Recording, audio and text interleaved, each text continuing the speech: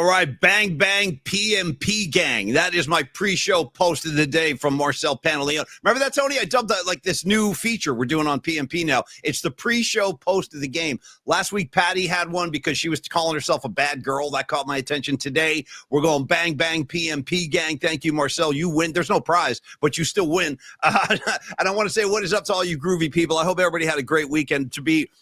Full disclosure, Tony, let's just keep everything above boards here. I don't want to sugarcoat anything. Your boy's on fumes. You see, your boy's on freaking fumes. I had a bang, bang rock and roll weekend. Cheap Trick in Napa on Saturday. I did the Who at Shoreline last night. And your boy's on fumes. I'm just going to be totally honest. Got home from the Who gig at about, I don't know, 12:30, 12:40. But then you got to have that decompression. You know what I mean? I got to eat a bowl of Cinnamon Life. I got to watch some highlights. I got to get my stuff together. So anyway, bro, I'm feeling good, but I'm a little underslept. Had a great weekend. Niners are 3-0. We're feeling great about that. But Tony, before I say good morning to you, I want to make a very special announcement. As we like to do, we like to take care of our own here in the PMP familia, the PMP community. And one of the shining members, a beacon on the hill in the PMP landscape, is our great supporter, our great viewer and listener, Noemi Catalina, Miss Hot Sauce USA. We like to call her because she makes that green apple hot sauce, mango hot sauce, whatever your pleasure. But Tony, today is Noemi's birthday. So happy birthday, Noemi. You're one of our favorites. Thank you for supporting the show. I'm sure Ray is going to take good care of you tonight. So happy birthday, Noemi. Creative Tony, how are you, bro? Tell me, help me, prop me up today, brother. Prop my ass up. Well, dude, you're gonna have to prop me up too, man, because I was down at Twin Creeks all freaking weekend. Of course you were. Where else would you be? I mean, where else would Tony be on the weekend, dude? The second we shut off the mic Friday, Tony grabs his bag of balls and bats and just drives to the field. And then I see you back on Monday for the show. That's basically how I imagined it. Oh, dude. We didn't get home last night. We won shout out to the San Carlos Missions, our team. We won the tournament, which is great, but it was, a long weekend down there. I didn't get home till 9:00 last night. The championship game didn't start at Twin Creeks until like 5:40. So we didn't finish until, I don't know, the lights came on. It was like 7:40 or something like that, 7:45. So anyways, we can talk about it later because let me just put it to you like this. If Tony gets home before daylight, he just might get some sleep tonight. Shout out friend of the devil, a friend of the Little League field. You know what I mean? Friend of the friend of the pitch com. I want to hear this story. Tony was dropping pitch com bombs on me, and I was like, whoa. In our pre-show meeting today, he's like, dude, I had a dust up with one of the umps about pitch com. I'm like, pitch com, dude? Freak you. We can't just have kids throw signs down anymore. We're going to anyway, put that in your back pocket. I want to circle back to you losing your mind about pitch com. I need that kind of footage today. Yes. First of all, happy birthday, Noemi. I hope you have a wonderful, wonderful day and are showered with love all day long as you deserve it. But also, dude, we played a team that was using pitch com. 11, 12-year-olds doing pitch com. Come on, man. What kind of world are we living in? Kids should learn how to throw signs down. You might need them someday. I don't know. Tony, when the grid goes dark, they won't be able to use PitchCom. We're going to have to go back to signs. So get them familiar. We will revisit this in the show today. But can we let kids be kids? Can we just let kids be kids? Yeah. What's the rush? It's such a pompous thing to do, I think, to just, and like, anyway. Get the earbud in and stuff. It's like, dude, get the F out of here. If I was there, dude, I would have jumped out of the seats and started a scene. PitchCom. Get the F out of here with PitchCom, man. It was one of the more enjoyable wins I've ever had as a coach. All right, I definitely want to get into that then. Put that in your back pocket, man. What else is going on today, bro? Dude, we got to talk Niners, of course, Cardinals. We got to talk studs and duds. We got to talk hot and sour. I want to hear about the rock and roll weekend you had as well. But lots, and then there's lots to get into along the NFL landscape as well. And we could start. I don't know where you want to start, basically, Paulie, but it's just there's a lot to get into. Okay, but I will say right out of the gates, I'm freaking thrilled, dude. 3-0. I'm thrilled. Shout out John Bender in the Breakfast Club when the principal is just giving him detention after detention after detention. He's like, you want another one? Yes. And he just keeps giving them to him. And then at the end, the principal goes, I got you, Bender. I got you for 2 months. And he flips the horns on him. And then Bender's great response. What can I say? I'm thrilled, dude. Yeah. That's you. I'm thrilled. So Dude. I'm glad you're thrilled. You and John Bender are thrilled on this Monday. I'm ecstatic, dude. To be 3-0 with this banged up roster is a testament to the depth of this team. It's a testament to the coaching. It's a testament to everybody rising up, man, and the next man up mentality. I'm just seriously, if you would have told me, Paulie, like I don't know, middle of August, hey, Niners are going to be 3-0 with Mac Jones winning 2 of those games, and you're going to be without Bosa for half of one of those games, and you're going to be without Kittle for 2 of those games, and Ayuk's not going to be there, and Demarcus Robinson's not going to be there, and John Jennings is going to be banged up, and Pooney's going to be banged up, and Colby's going to be banged up, and Barch is going to be out. And I mean, dude, think about it, man. All of this stuff happening, and they're 3-0. I couldn't ask for anything more, honestly. No, you really couldn't. I mean, that's a great way of looking at it. And you're right, despite all of those injuries, and they continue to pile up. Obviously, we will talk about Nick Bosa today. We're waiting to hear updates. I know we've got our main man, Robot Centaur. Shout out Fareed at the Polymac Particle Sports Desk. He's keeping Centaur always keeps it strong. He keeps it hunted, Paulie. Keeps it hunted. But Tony, when I'm on the streets, I got to keep it 100. You know what I mean? People stop at me, go, "Yo, Paulie, you keeping it 100?" I go, "What else, dude? What else?" And I just keep walking. Yeah. The reason I played the Close Encounters chime and it is a chime now. It's not a sound effect. It's a chime. I see. I like a good chime. I'm a fan of chimes. You know what I mean? Shout out Bob Dylan. Chimes of freedom, dude. Chimes of freedom. Yeah. Shout out Bob Dylan, a farm aide over the weekend, too. Help the U.S. farmer, for Christ's sakes. We got enough problems out here. The last thing we need is like poison strawberries and poison lettuce. Dude, keep the farms clean. Tony, 2 things. Keep the scene clean. Keep the farms clean. Sorry. Go ahead, Tony. Keeping it 100. Yeah. Poison. Put poison. Sorry. Here's a couple of supers, Paulie. The aspiring botanist, dude. It's been a while, brother. We're taking games one by one. It's the 49ers day, son. 49er joy. Ain't gonna lie. I shed a tear as the ball went through the uprights. Go Niners. Dude. We will be there Sunday. Yes, botanist. I love it, dude. That's my guy, Hunter. I love Hunter. He's a San Rafael boy, just like me. Good to see you, botanist. Tony, if we could, only because of the content of the aspiring botanist post right there, if you don't mind going into bookmarks real quick for a sneak preview. It's funny that botanist said he was in tears yesterday because, dude, he wasn't the only one. Check out the post. Pull that one down out of bookmarks. You'll see a guy in a red Joe Montana jersey sitting at Levi Stadium by himself post-game crying. Tears of joy, bro. You got to see this guy. I love this guy. I saw this dude. I'm like, I love this dude. If anybody knows who this dude is, please ID him. I would love to get him on the show. But just like you, botanist, there was a lot of emotion yesterday. My emotion was joy. Here he is. Yeah, look at my boy. Look at this guy. Hang on. Look at him, dude. Game's over, people filing out. My boy ain't going anywhere. He ain't going anywhere.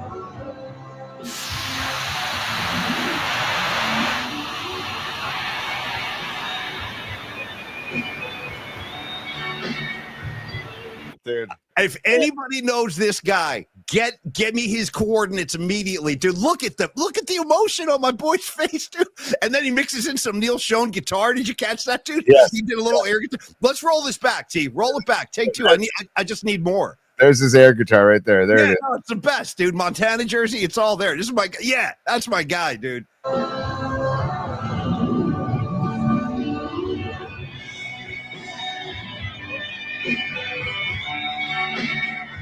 There you go, dude. I need more of this guy. Yeah. I need more of this dude. I don't know who he is. I don't know where he came from, but the emotion, the commitment, dude, the tears, Tony, the freaking tears.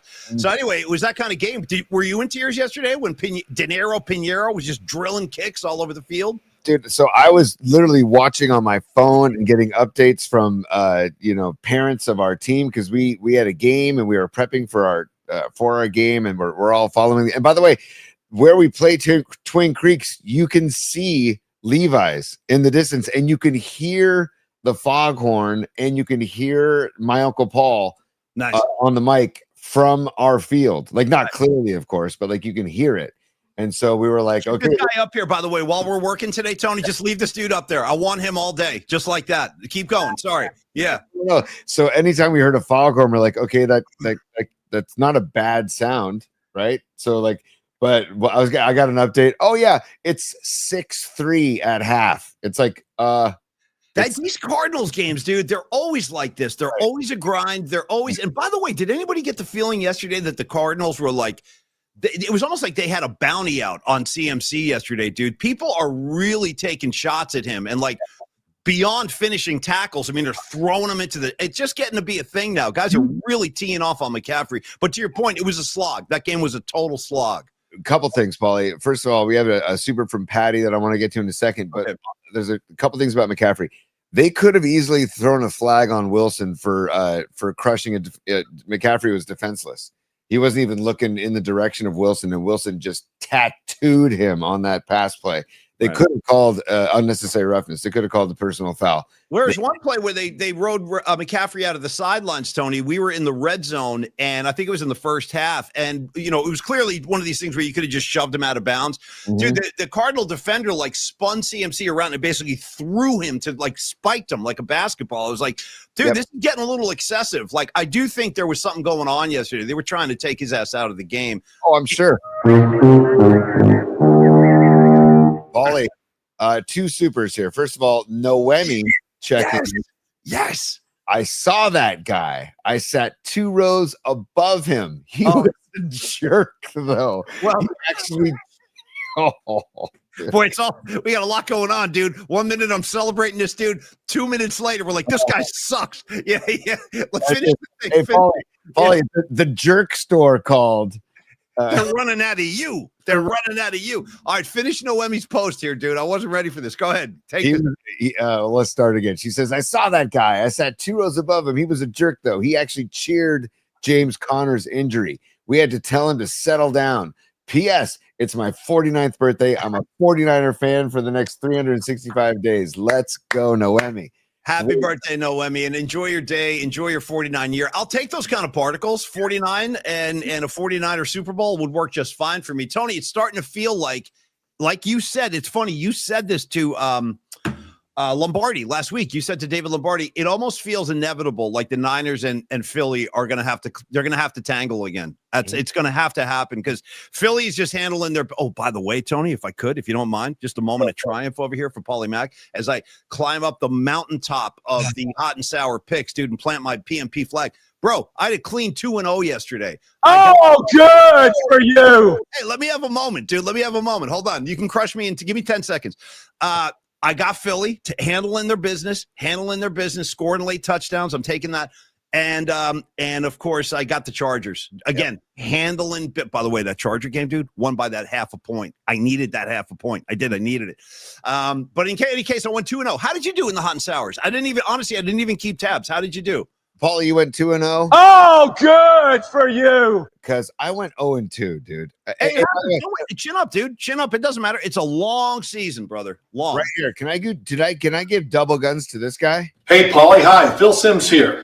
Hey, please. Anytime. We're all welcome. As a matter of fact, hey, PMPers, do me a favor. Let's all raise our middle fingers up in the sky. That's for Phil Simms today. Tony, carry on. Hey, Phil, we don't like you on the West Coast. Yeah. I'll just point him right at him. Yo, Phil. Hey, Paulie. Hi, Phil Simms here. Hey, Paulie. Hi, Phil Simms here. Dude, I can't. Giants. If it wasn't for that badass Cam Scadaboo, they'd be nothing. And by the way, Scadaboo, dude, the guy, it's like he's shot out of a freaking. Did you see the highlights of that game? I didn't watch the game, but I saw the highlights. It's like he's shot out of a freaking cannon, dude. The guy, he's like a bowling ball going down the lane. I'm a huge fan. Me too. I became a huge fan last year watching him at Arizona State. I'm like, I think the whole country kind of fell in love with that kid, and it's good. I'm glad he jumped off the screen. I literally, Tony, did not see a snap. I was hanging out with my girl Miriam at the Who. And I'll get to that. I want to talk about and I had Patty from Napa at Cheap Trick. It was a busy weekend of rock and roll and the PMP community mingling. And I will get to that. But Miriam, great to meet you last night, and it was great to see you rocking out to the Who. Sorry. What do you got? A lots of close encounter chimes today. Noemi, I wanted to thank her for she's giving us a super on her birthday. That's the type of person Noemi is. We should be the one giving Noemi gifts on her birthday. We should. That's a great call, dude. We should send that super right back to her, like COD. You know what I mean? Yeah. Cash on delivery. Yeah, here's your $10, Noemi. Thanks. Happy birthday. They don't do COD anymore. Anyway, go ahead, Tony. Sorry. Yeah. COD, dude, that's great. Remember that shit? COD. Don't even worry about it. It's COD. I'm like, what's that? That means when it comes to your house, you got to cough up some dough. Yeah. COD, cash on delivery. Hold on. Patty's also a super, and she just says in all caps, "Happy birthday to pretty Noemi." Patty, you rule. Thank you for the super, and again, happy birthday to our very own Noemi Catalina, the maker, the purveyor of the Catalina hot sauce. Dude, let me tell you something about Patty from Napa. Now, we know she's a gangster, right? We've always known this. She's a gangster. Dude, I'm a Cheap Trick on Saturday, and a friend of mine is literally friends with the band. My friend Vicky is friends with the Cheap Trick guys. So I got to hang out with the band before the show and after the show. Guess what? Even with all those like inside connections, Patty had better seats than we did. Imagine. She's right up there. Dude, she's on the rail, basically. She's basically on the rail watching Robin Zander. I was like 20 rows back. Anyway, so Patty's a gangster was my point there. But no, I didn't see any of the Chiefs game. That's my point. I was at the Who. I didn't see a single snap. I saw highlights at the end of the night. But the Chiefs finally got to win. Maybe the bigger story, though, Tony, is your boy Travis Kelce having another temper tantrum on the field. Your head coach over there, Andy Reid, the Walrus, he gave Kelce a little bump, gave him a little shoulder on the sideline. What was behind that? I don't even know what they were fighting about. Do you know what happened? I don't, but I love seeing it, and give him the shoulder, Andy Reid. Go ahead, give him a bump. Kelce's like, do you know that I'm engaged to Taylor Swift? Do you know that I'm going to have tickets to every tour stop this summer? By the way, he really hasn't done jack squat this year, Kelce. As far as I've seen, he really hasn't made much of a contribution. Get him, Andy Reid. Get him. Yeah. Look at Reid's face, though. He's had enough. He's had enough horse ass from this guy. Right there, dude. Just like, come on. And then he bumps him. Left shoulder. Here it comes. Left shoulder. Gave it to him. Bang. Bang. Right in the freaking solar plexus. You know what I mean? Dude. Yeah. This makes me like Andy Reid. Like, I've always liked Andy Reid. This makes me like him. And it's like Kelce, dude. And I've already seen on social media, it's natural between a player and a coach. Do you see Shanahan and Kittle behaving that way? Nope. I don't see Fred Warner doing that to Bob Saleh. I don't see Nicky Bosa coming off the field doing it. And by the way, is it Andy Reid's fault that Travis Kelce is on the field dropping passes? Is that the coach's fault? Dude, why don't you take some accountability? You're having a bad year. So far, you don't look that good. Don't be yelling at your head coach. That's Bush. And also, I just love that they like squeaked by the Giants. It wasn't a convincing win over the Giants at all. No, they're not the same, dude. And I'm so glad they're finally getting exposed. It's the veil is coming off this team. They are no longer the same. Tony, before I want to get the left shoulder one more time. Can you just get the left shoulder one more time? Give it to him, Walrus. Give it to him. Boom! Hey. Yeah, right into you there. Shout out your guy Dave Matthews. Crash into Kelce. Bang! Right to your freaking shoulder. I love it. Walrus, mess him up. Tony, before we go too far adrift, why don't we give some love to Stellar Design, our good friends at Stellar Design? Can't do it yet, Paulie. I'd love to do it. Listen to this S. I'd love to. You don't even want to talk sponsors. Okay, can't do it. He says. Okay, all right. Not yet. I'd love to. But unfortunately, I'm in charge. I'm just sitting here. You're in charge. You tell me. What are we doing? Yeah. We have business to tend to, Paulie. I see. We got business to handle some business. Yeah. Okay. So we got Escobar. It was an MF rock fight. Oh, an F Mac Wilson. He's passed Buda Baker as my second most hated Cardinal. Number one is Aeneas Williams. Wow. That's pulling a name out of the hat right there. Escobar, I'm with you on all three of those guys. There definitely was a headhunt on McCaffrey yesterday. And by the way, that screenplay before the game-winning field goal was a thing of beauty. Yeah. And that was a beautiful play call by Shanahan and beautifully executed. You got linemen busting out, pulling guards, and going downfield. Dude, again, the O-line, Colby played banged up. Colby's a backup. He's a 7th rounder, and he played banged up. You just got to tip your cap. Trent Williams busting his ass all over the field yesterday. Again, I could not be happier right now being 3-0 with the condition that the roster is in, with players coming back. Dude, Demarcus Robinson is back now. That's going to be nice. Yeah. He's coming back. Then we're going to get Kittle back. Then we're going to get Purdy back. Then hopefully Ayuk back. And then bam, all cylinders. Meanwhile, your guy, Ricky, don't lose that number. Ricky Pearsall. Dude, that guy is making a name for himself. Sorry, Tony, stand by. I've got to insert a riff here real quick, a true-to-life riff that happened last night. So famously, I have, only because you just dropped a Ricky, don't lose that number. Now we got to talk some Dan. I didn't think I was going to talk Dan on a Monday, but we're going to talk a little Dan. Guess who was just peeing all over Steely Dan last night at the Who show? Unprovoked. So, dude, I'm in line to get into the Who. I know we're working all over the road. There's so much going on here today, and I do apologize if we go from one thread to another, but it was a busy weekend. I want to like relay all these stories to you guys because there was some cool stuff going down. So, dude, I'm in line to get into the Who last night. And all of a sudden, like to go into like through the pat down procedure where they, check every orifice of your body essentially. Dude, I had to take my belt off last night, by the way. I've never had to do that. My belt got removed at the freaking thing. So anyway, I'm taking my belt off and I was like, really? You need my belt tonight? All right, here you go. What do you think I'm going to do? Throw this at Pete Townsend? So anyway, they take my belt. They're examining my belt. And then all of a sudden I hear, Paulie Mack? And I look to my left, and dude, our great friend, who I sadly haven't seen in some years, but I'm very fond of this woman, Allie Martinez, dude. Tony's very close with this girl, Allie. Allie's over there. Then I'm like yelling at Allie, like, "Oh, Allie, how you doing?" But I was still in the security line, so I couldn't get to her. And then all of a sudden I hear Paulie behind me, and I like turn like this. Dude, I got Garrett right over there. Garrett, another friend of ours. But I don't see these guys that much anymore. They're East Bay kids. And they're like part of Tony's fish crew, kind of. So I don't get them as much, but I've put my time in with these guys in the day, and I love them. I really do. I love Garrett. He's got the salt and pepper beard. I haven't seen him in a while. I'm like, dude, nice beard. And he goes out of nowhere. He's like, by the way, F Steely Dan. He goes, me and you, F Steely Dan. I'm like, nice, Garrett. Me and you, totally F Steely Dan. He's like, F Donald Fagen, F all of them. And I'm like, dude, Garrett, me and you were bonded. So anyway, did you know he had that stance in life? Dude, it's one of the things I dislike about him the most, and I don't dislike many things about Garrett. I love Garrett. He's one of the greatest people I've ever met. And how about Allie Martinez? How about just Allie Martinez for president? How's that sound? Put her in the White House. Let her straighten this out because I love Allie. It was so great to see her. I love that you're calling her Allie Martinez by her maiden name. She's actually Allie Medina. Listen, what do you want from me?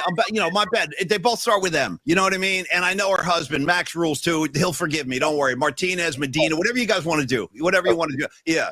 I will say Allie and Max are Steely Dan fans. So, come over to our side of the. Let me straighten them out. I'll get to them next. I'll straighten them out next. Yeah. But me and Garrett are going to have a sit down with them. You're too far gone. I can't save you, but I can still save Allie and Max. Yeah. There's nothing to be saved. The greatness of Steely Dan. Ricky, don't lose that number. He's the only one you know. Yeah. Listen to the song Green Earrings or listen to the song Kid Charlemagne and tell me that is not some seriously silky funk. Dude. No, that's some good stuff. I just love breaking their balls. I'll tell you what I like. I like the song FM. I like that tune. I also like, I love Reeling in the Years. Like, that's a great one.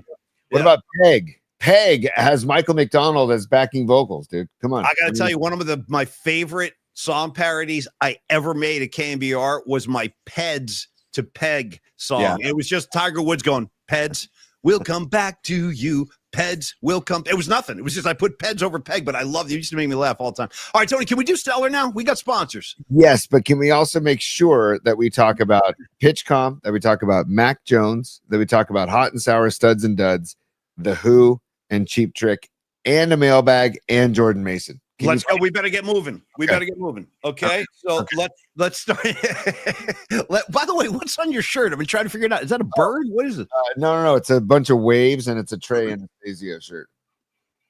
Yeah. Oh, Trey. I see it. I thought it said Obey for a second. Okay, I got you, buddy. Right. One of my favorite guitarists of all time, who gets no love, and he doesn't need it, doesn't want it, and he loves it that way, that he doesn't get any love. So it's great. I think he gets love every time he goes on stage. There are people going ape-ass over this guy. But I'm saying, like, when you ever see like the discussions of greatest guitarists out there now. Check this out. F those discussions. Okay. Right. F them. F those. Because so for you saying like Trey doesn't get the love, you know who my guy is that doesn't get the love and should? He's as good as anybody on the planet. Alex Lifeson from Rush. That guy could, I mean, you want to get into a guitar gunslinging duel, dude, he'll take you down. He'll take your ass down. But nobody ever mentions his name. So you take Trey, I'll take Lifeson, and we'll get these guys back in the spotlight like they deserve. Well, I can tell you.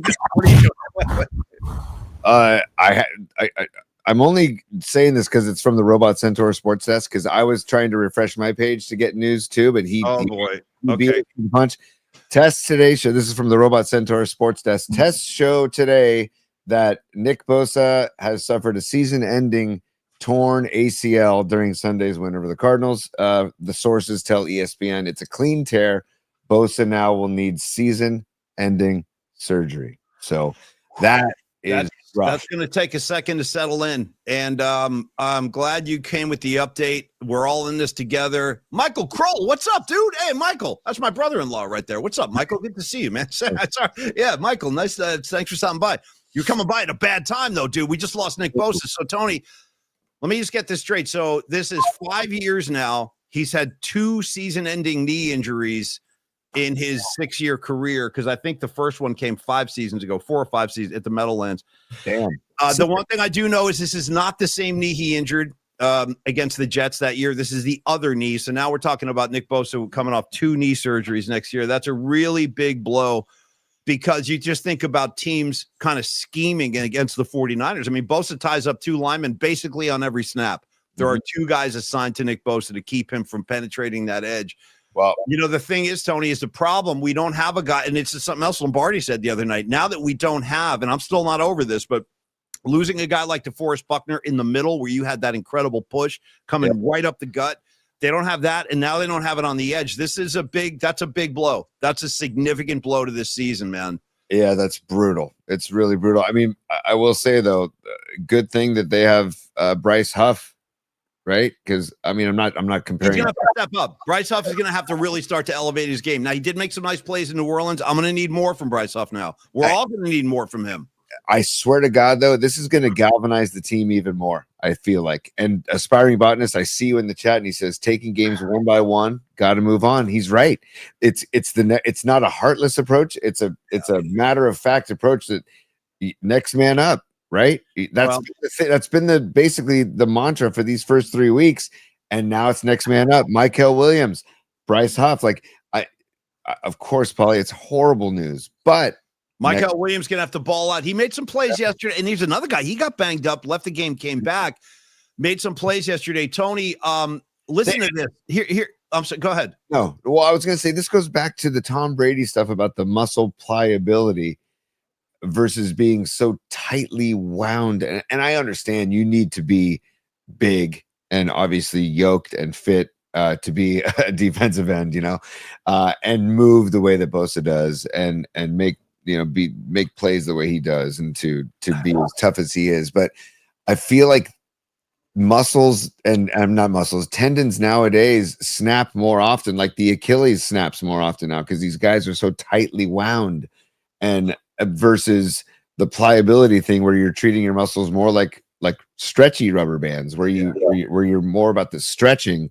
versus the muscle building. I don't know. And I'm not saying Bosa doesn't stretch. He obviously probably stretches a ton. I'm just saying that it seems in the modern era, the modern day athlete, tendons are snapping much more than they used to. That's all. I want to quote a post here from Navarre News. What's up, Navarre News? Good to see you. He goes, there's got to be a reason that the 49ers seem to be the most injured team in the NFL year after year. I mean, if you think about it, let's just take a second and try to put the wheels on this thing. The Niners, right? I mean, you could basically field a Pro Bowl squad with the guys that are missing from the Niners right now. Tony, we're only 3 effing weeks into this season. Yeah. We don't have Ayuk. We don't have Bosa now. We don't have Kittle. We don't have our starting quarterback, Brock Purdy. I mean, this is getting kind of crazy. I would like to know, is it a coincidence? Yeah, it easily could be. It is football. You got world-class athletes weighing 300 pounds smashing into each other. I get all that. But at the same time, we seem to be particularly snake-bitten by injuries. And It's just really frustrating, and it really does. This really has a big effect, obviously, you guys, on the rest of the season. Jacksonville coming in next Sunday. I was going to talk about that, but I think we should stay on this for a while. And two things, Paulie. In the comments, Pine Needle, great job. He says, I'm telling you, they need to eat more donuts and cake and get a little fat on those ligaments. And then Ray Goodman, Yoga RX, prescription for yoga. Yoga is extremely helpful, and maybe they do. Let me give you all the proof you need, Tony, and I agree with you. My mom does yoga. She's freaking 82. She's 82 years old, and she does that for stretching, like you were saying. Yep. But my greatest example of yoga, the benefits of yoga, is this guy right here. Guy's like 170, and he looks and sounds amazing. He's coming out on stage like this, Tony, with his little receding hairline, but he's a badass, and he's like... Giant steps are what you take. Yeah. Walking on the moon. Have you seen Sting lately, dude? The guy's like 75, washboard abs, ripped, singing. I'm just singing songs. I'm singing songs. Like, I'm starting to get pissed. He's so perfect. Like, it bothers me.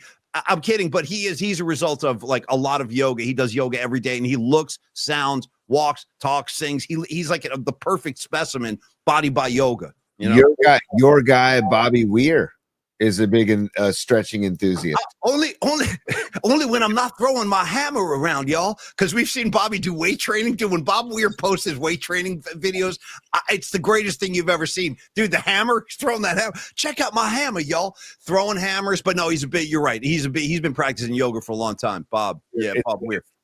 Seriously, but how good he's in great shape at his age, and it's mainly because of stretching, and sleep, obviously, as well. But Paulie, there's one other thing that's another thread that's going through my head right now as I think about Bosa getting injured.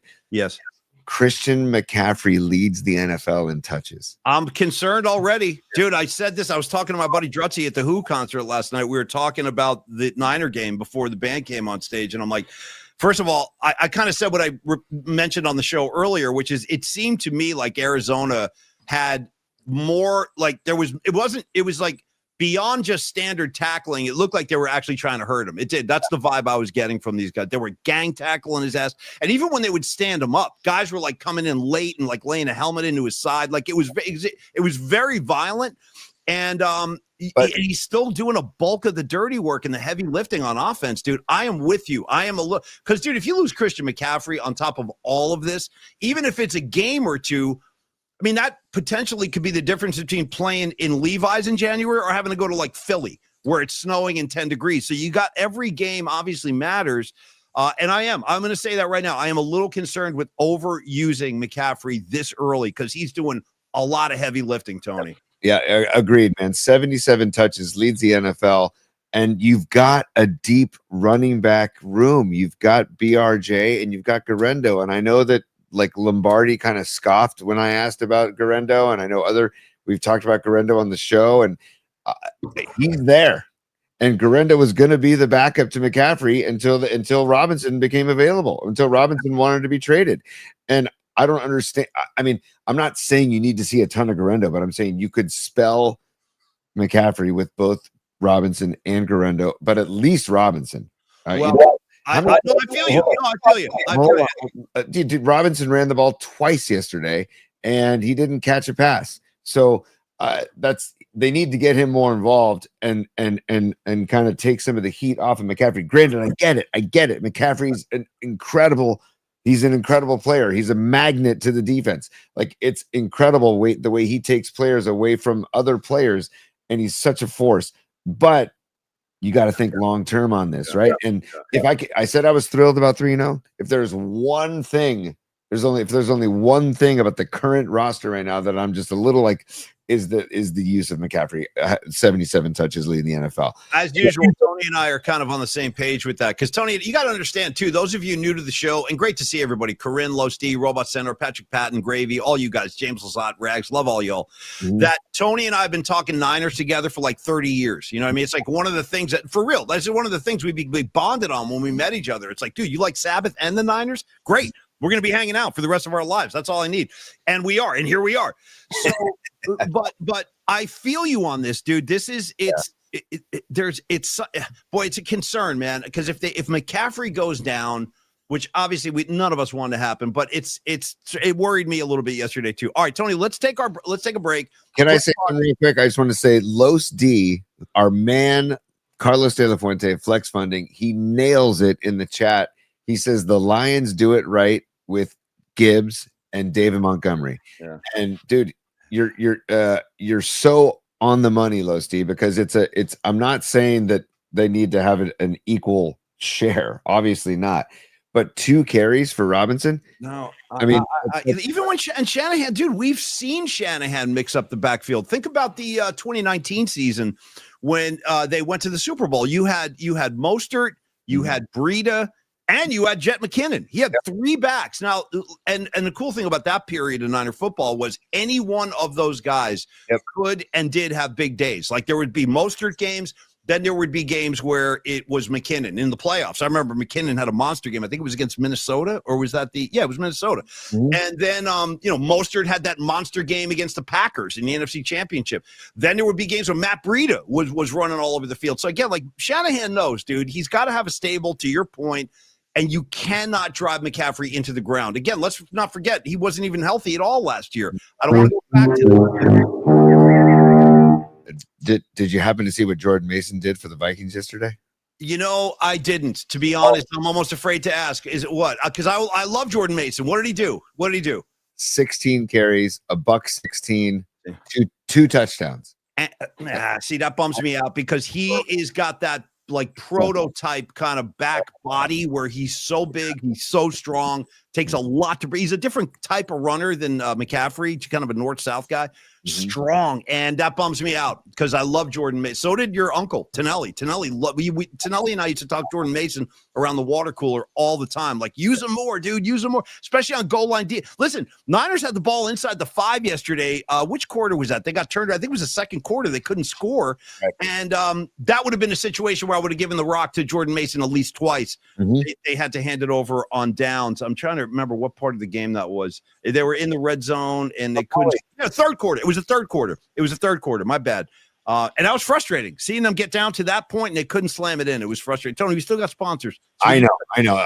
Let's get to Stellar Design too. But I also credit the Cardinal D. Like Arizona's D, they were stout yesterday. I mean, the Niners only ran for 72 yards total. So it was a good job by the Arizona defense.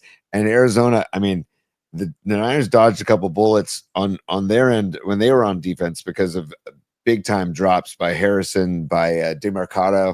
Like they got a little luck on their side too yesterday as well.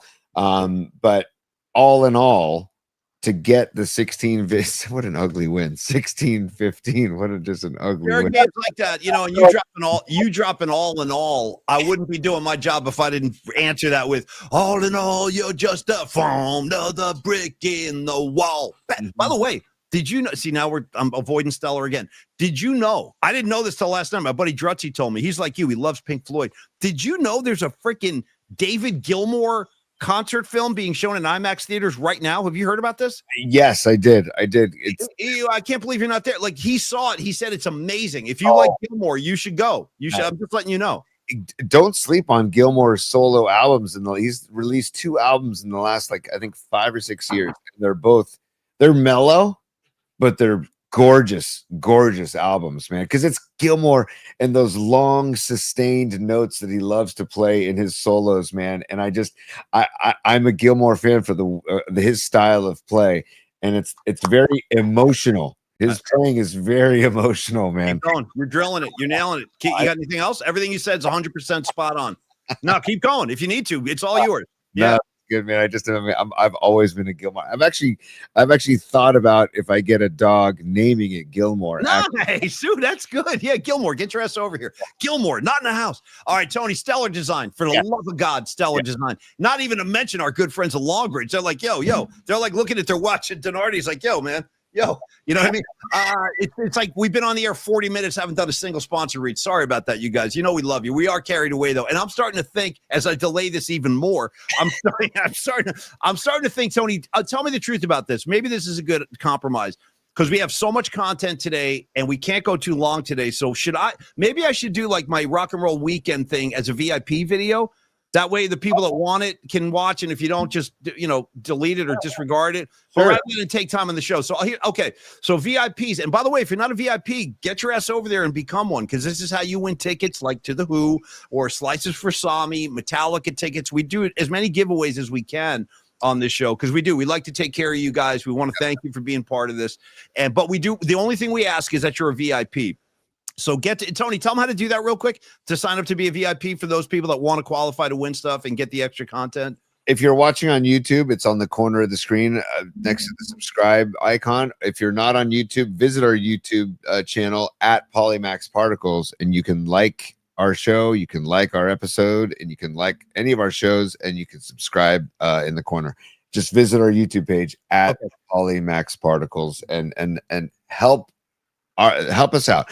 I mean, it really is like, it's funny, Paulie. I was listening to, who was I listening to? Mark Maron. Yeah. Mark Maron. I was listening to his podcast, which is phenomenal, by the way. I mean, not just good, phenomenal. And check out a conversation with Jeremy Allen White, my kid from the Bear, dude. Phenomenal. That kid's all crazy. I knew that kid was all messed up in the dome, and I love him for it. Because it takes one to know one. You know what I mean? I look at that kid and I'm like, me and you, dude. Me and you and Tony, the three of us. We're out to lunch. But go ahead, tell me about Mark Maron.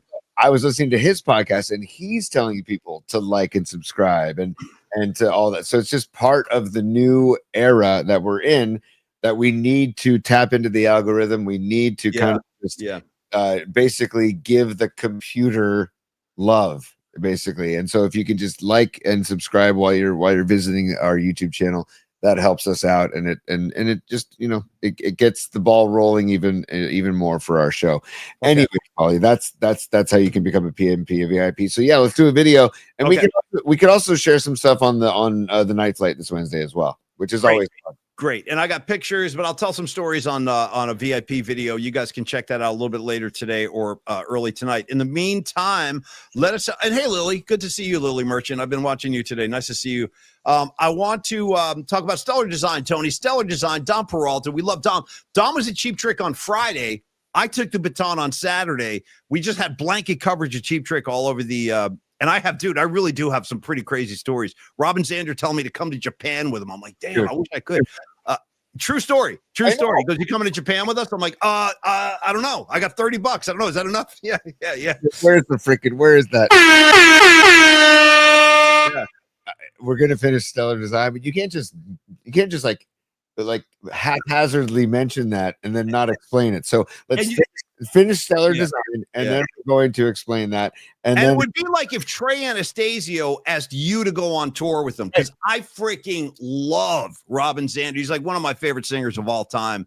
And this is a true story at the end of the gig, because this is all about my friend Vicky, though. She knows these guys, been friends with them forever. So we're hanging out before the show, and we're hanging out after the show. And after the show, dude, Xander comes walking out, dude. He's in his white T-shirt.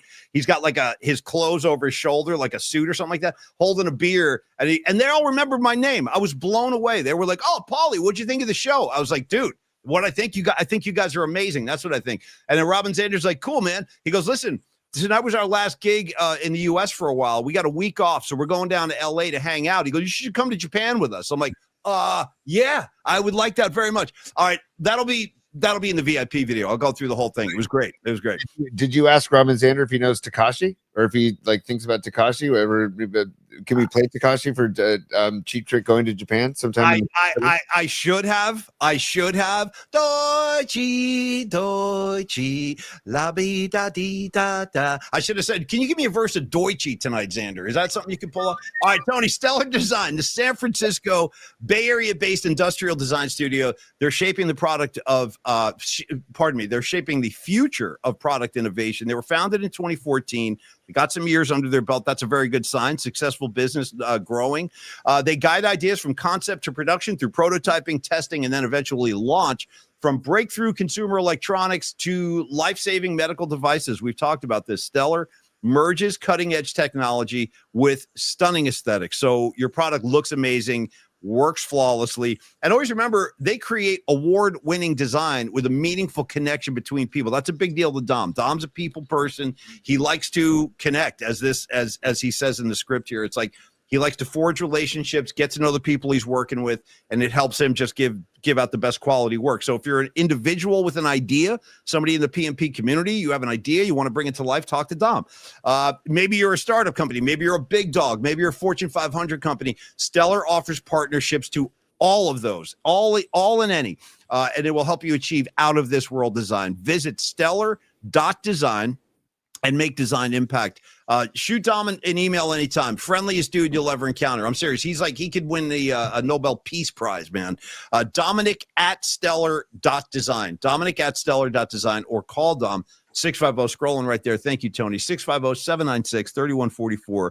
And Dom, thank you for the tremendous contribution you've made to the show and for Stellar Design and all the great work that they do. And while we're doing this, it does remind me, I was very delinquent on that. Shout out to everybody watching over on the Cron 4 Plus app. We love you guys. So happy to be part of the Cron 4 family. More stuff coming down the Cron Turnpike. You guys, we got new announcements. They'll be coming soon. But we love what's going on with Cron. So, and all of you watching on Instagram, all of you watching on X, all of you watching on YouTube, TikTok, etc. We freaking love you. Apple Music, Spotify, however you're finding the show. Like they were saying earlier, please do like and subscribe. That helps us a great deal. Aside from that, Tony, I'm going to let you kind of tell us what we're looking at here. This is Yard Sale. It's a company that Dom and Stellar Design does the design for, and it's a company called Yard Sale, a San Francisco-based company that Dom and Stellar Design work with, and they're about to launch a new line of product for the winter, basically coming up for the winter. And I'm just showing you, it's a badass company based in San Francisco, and we're going to have more information as they launch new products for the ski season. But I just love to know that Dom and Stellar Design are involved with these guys, because you know me, Paulie, I love to support the local yokels, the mom and pops, instead of going to the big chains, right? And so this company, Yard Sale, Dom is proudly partnered with them as well. So I just wanted to present that real quick. And then as they launch more products with Stellar Design, we're going to bring them to the show as well. Great, Tony. Thank you, brother. Thank you, man. So with what we have left on the clock today, T, we did our hot and sour update, essentially. Tony lost a couple. I won a couple. We'll do it. No, it's okay. Dude, listen, there are going to be weeks where I go 0-2. Sometimes you go back-to-back weeks going 0-2.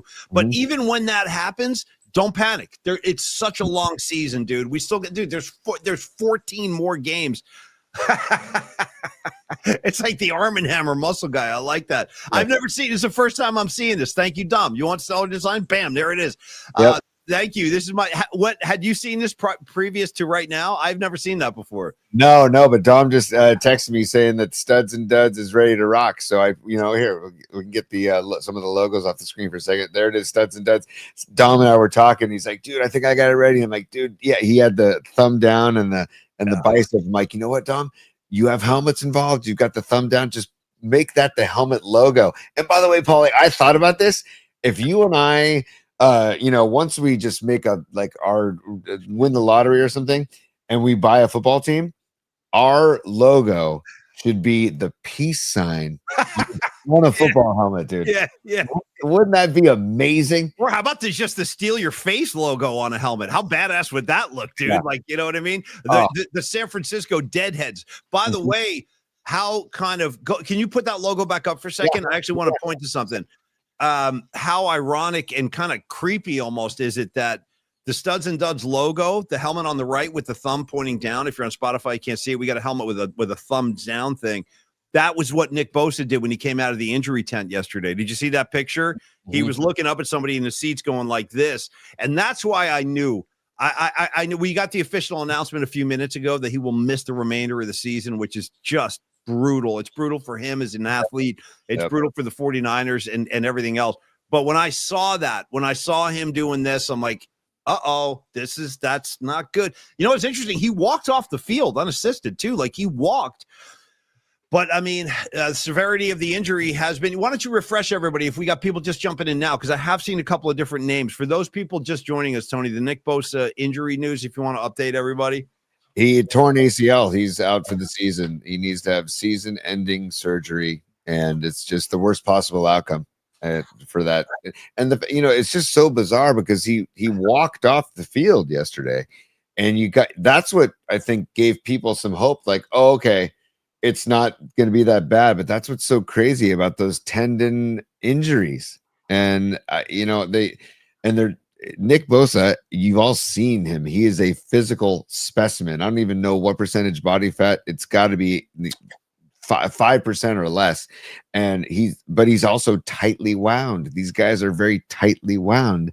And I'll never forget Tom Brady talking about, people used to ask him, like, you're in good shape, but you're not like ripped. And he goes, I don't want to be ripped. You don't need to be ripped. Most athletes don't need baseball too. You don't need that in some sports. Yeah. But for Bosa's position, I will defend those guys that are in the trenches. Like, you do need to be bulky. You need to be fast. You need to be in the best shape possible. So I get it, but it just feels like nowadays tendons and ligaments snap more often. I just because of today's athlete, they are so big, they're so strong, and they're so tightly wound that it's just like, God. So it's just a bummer, man. So Bosa's done for the year, and it just the theme continues. Next man up. It's just, I mean, Shanahan's got to be just sitting there going, WTF. You know what I mean? Yeah. Like, honest to God, because like, can he get a break? Can the coaching staff get a break? I mean, but like I said in the beginning of the show, 3-0 with all this going on is a testament to the coaching staff. And it's a testament to the depth and the roster that Lynch and the Niners put together. So here we are. I want to do our studs and duds in just a second, but I want to just remind the Niner fans out there that we have been through this before. I'll give you an example of, I thought this was like so catastrophic, the end of the world, the story I'm about to tell. And that year the Niners went to the NFC Championship. I'm talking about the 97 season, Tony. This is Mariucci's first game. I'll walk you through this. I'm sure you're going to remember this. So they let go of Seifert, the winningest coach in Niner history. They bring in a college coach, Mariucci, who I've gotten to know over the years. Mooch is great. He's a great guy. I think he'll be at the Whetstone event, Tony. Mooch was there last year having dinner. Hey, guys, how's it going? Jeez, shucks, golly, geez. How you doing, Mac? When's the new show coming on, Mac? Tell me what's happening. Like, he's like a Boy Scout. You know what I mean? He's a great guy. But his first game coaching, Tony, remember this? Is in Tampa Bay. Mm-hmm. Freaking Young gets concussed. This is the first game of the season. Steve Young gets concussed. He's out. Yep. And by the way, you know what I mean? With Gerback, all these years have gone by. F Gerback. Hey, Gerback, check this out. That's for you, buddy. Right Elvis Give Back. Remember that? Elvis Gerback was out here saying, like, yeah, I should be this. No, you shouldn't. Steve Young's a Hall of Fame quarterback. Pipe down, 18. Pipe the F down. He always rubbed me the wrong way, that guy. And now the cat's out of the bag. Hey, Gerback, that's for you. All right, so anyway. Steve Young gets concussed, and then Jerry Rice, who had never missed a game in his entire NFL career from 85 to 96, Jerry Rice never missed a game. Warren Sapp drags him down, blew out his knee. So think about that. That was week one. You lose Young and Rice, and they still, to your point, went to the NFC Championship. Now, granted, they did lose that game, but my point is they still put the wheels back on and had a great year. So to your point, Tony, next man up. It's not like we've never seen this before. They've gone through even bigger obstacles with Young and Rice, but it's still a blow nonetheless. Okay. And other guys are going to have to elevate, like you said. Bryce Huff, dude, step it up, man. Michael Williams, step it up. They're going to have to. They're going to have to. And again, goes back to Robert Saleh too, and how this guy gets these guys. He taps into something and gets the best from these guys. And again, D. Winters. Again, flying all over the field. I mean, is he a thrill to watch or what? His motor is revving, dude. D went to his motor is just constantly revving. He's fun to watch. Yeah, he really is, man. So again, it's going to be really interesting. But here we go. Let's just if you would have told me in mid-August the Niners are going to be 3-0 with Mac Jones at the helm for weeks 2 and 3 with no Kittle, with Bosa leaving halfway through week 3, I would have said you're nuts. And dude, and without Demarcus Robinson, and with like I said before, all the people that are playing banged up in week 3, like the O-line, dude. Barch is out, right? High ankle sprain. Colby playing hurt because he got hurt last week. Dominic Pooney playing banged up. And Colby was doing some grabbing out there yesterday. I think they got him for a hold in the second quarter. He was just grabbing anything in front of him. I don't blame him because he was hobbled, but I thought he still played pretty well. Yeah. Definitely played well. But Paulie, a couple more supers. We gotta. This is Escobar. This is a while back. Escobar, I apologize. This was back on 11:18 a.m. Sorry, Escobar. The Chiefs' son. Q bail sounder. Okay, so that's Escobar super. Thank you for the super, brother. Then we've got We Don't Need No Stinking Badges. Says Dom rules. Had a great time hanging with him at Cheap Trick on Friday. Then Stinking Badges worked Ozo Motley in South City on Saturday. That Ozo Motley show must have been fantastic. They're a great live band, by the way, Paulie. If you ever get a chance to see Ozo Motley, they're fantastic live. And Cheap Trick, you got them Saturday. Dom got them Friday. I got zero live music this weekend. I really missed you too, Tony. I missed because Tony and I saw some Cheap Trick shows back in the day together, and I know you haven't seen them in a long time. Tony, I hadn't seen them in a long time, and it was like, oh man! And I haven't been to a gig like that where the guitars are that loud and that in your face, and I need that. Yep. I need that like oxygen. I need my guitars coming at me.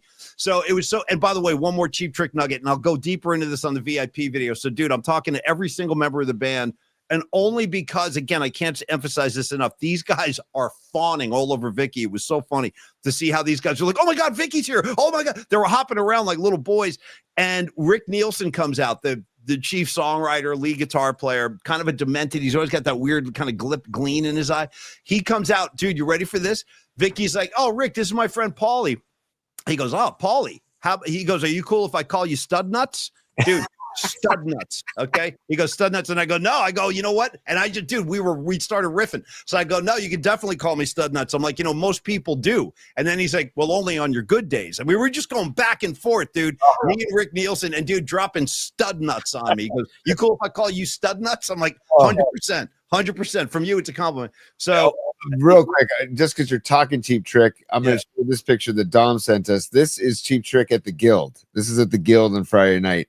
And there you go. I think Nielsen's back is to the crowd. That's the guy who called me Stud Nuts, is the guy with his jacket, his red jacket, his back to the band. Yeah, Stud Nuts. Look at Xander up front there. How old is Xander? They've got to all be in their 70s at this point, with the exception of the drummer, who is Rick Nielsen's son.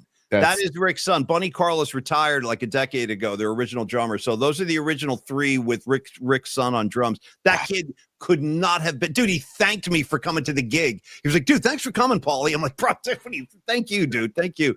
So, yeah, Tony, I think they're all in their 70s at this point, but they look great. They still, or late 60s, that territory. But they're still kicking ass. They sounded phenomenal. They really did. Of course they did. And also one other super from Los D, our man Carlos De La Fuente and Flex Funding. He says, if you buy a team, make me GM, please. So what do we call it? Like the peace seekers, the peacemakers. Dude, wow. Paulie and Tony's peacemakers with the peace sign. Well, and you know what, dude? I'll jam peace down your throat. How about this for a contradiction? If you don't accept peace into your heart, Tony and I will stomp your guts out. You know what I'm saying? We will throw a curbside ass kicking on you if you are reluctant to accept the peace. How about that, dude? Peace through violence. You know what I'm saying, dude? We'll enforce peace however we have to. You know what I mean? I'm kidding. I'm just instead of beat the piss out of you, we'll beat the piss and we'll beat the peace into you. Let me tell you something, hippie boy. I'll beat the love and peace out of you right now. No, I'm kidding. All right, Tony, we need to get to our studs and duds. We really do. Studs and duds, and then I need to get some I need to get your reaction about PitchCom at some point. Oh, geez, that's right. Okay, studs and duds, PitchCom, and I think we'll wrap. I'm just checking to see if there's anything else we had to get to today, because there's so much. Longbridge Pizza we have to get to as well. Well, no, I know, definitely Longbridge. So is that cool, Tony? If I'll do a VIP video on the Who, and again, Miriam, if you're out there, I saw you at the beginning of the show. I can't tell you enough. Let me just say this real quick. Miriam is the woman who won the Who tickets from our trivia question. Give me 2 John Entwistle songs, which she easily took care of. So I get to the gig. She's there. We all sat together. She had her P&P shirt on. Mm-hmm. And, dude, I found out that she is a legit Who fan. And that made me happy that they went to somebody who really loves the Who.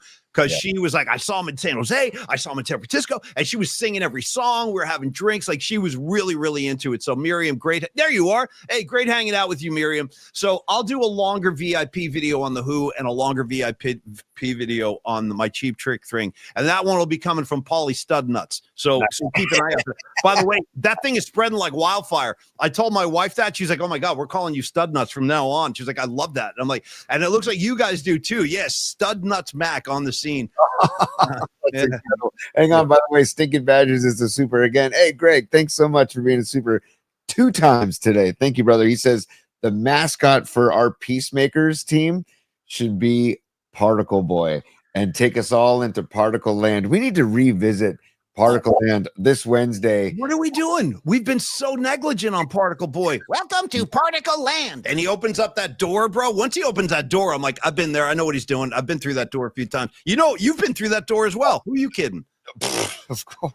You know what I mean? Let's keep it above boards here, man. Let's be, Tony, you got to be transparent. You've been a Particle Boy as well. I've seen you. Yes. Oh, dude. Yes. Oh, Let me put it to you like this. I saw one Phil Lesh gig over at the Kaiser. I'm going to say this was like in 02. Tony basically just ran up and down the stairs all night. And I still don't know what was going on, but every time I looked over, there he goes. He was just running up and down the stairs at the Kaiser. All right, more on that later. Tony, that was a good show too. Open the second set with He's Gone. I remember that was the highlight of my of the night right there. Tony, Studs and Duds, why don't you go first today? Tell me who your highs and lows, the new feature we're doing here on Monday. Yeah, hello. All right, that's it.